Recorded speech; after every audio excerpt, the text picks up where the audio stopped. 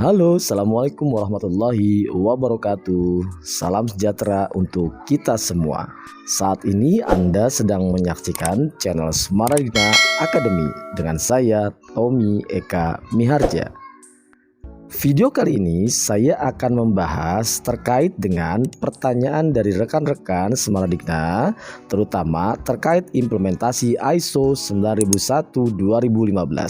Pertanyaan yang muncul adalah, apa sih hal-hal yang harus kita siapkan di awal implementasi ISO 9001-2015 ya? Jawaban saya adalah yang pertama, Anda harus memiliki legalitas dari organisasi atau perusahaan Anda. Nah, ini penting. Kalau suatu organisasi ingin mendapatkan sertifikasi ISO 9001-2015, maka organisasi atau perusahaannya harus memiliki legalitas yang lengkap ya. Artinya antara akte, kemudian NIB, kemudian NPWP dan lain sebagainya itu dimiliki ya. Kenapa sih perlu ya dokumen legalitas terkait dengan sertifikasi ISO 9001?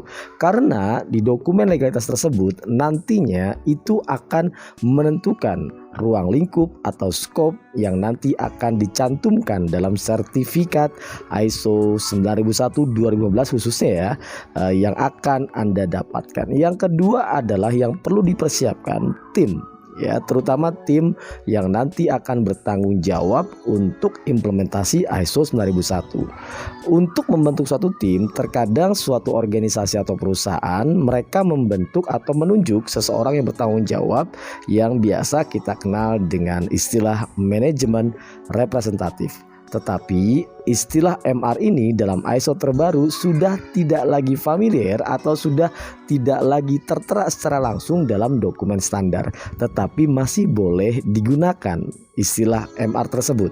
Tentu saja kenapa saya bilang tim, karena MR tidak bisa berjalan sendiri tanpa dukungan dari rekan-rekan yang lain, sehingga walaupun satu orang ditunjuk sebagai MR, tetapi perwakilan dari masing-masing departemen harus membantu MR sehingga implementasi ini berjalan dengan sukses. Yang ketiga yang perlu dipersiapkan adalah infrastruktur.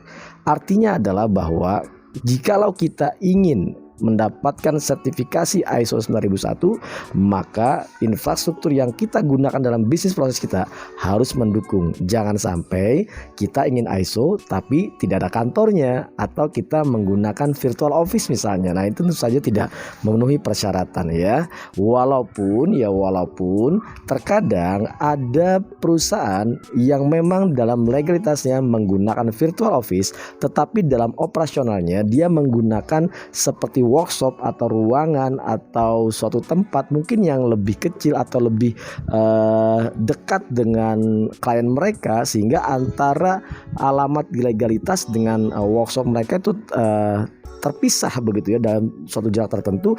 Nah, kalau seperti itu masih dimungkinkan apabila bisnis proses mereka itu memang ada dan dapat diverifikasi dan dapat dilihat dan dapat dinilai kesesuaiannya begitu.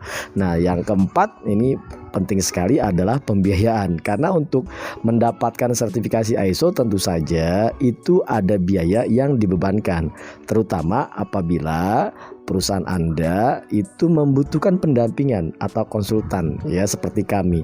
Nah, oleh karena itu 4 hal tersebut yang di awal perlu Anda siapkan. Saya Tommy Eka Miharja, sampai jumpa.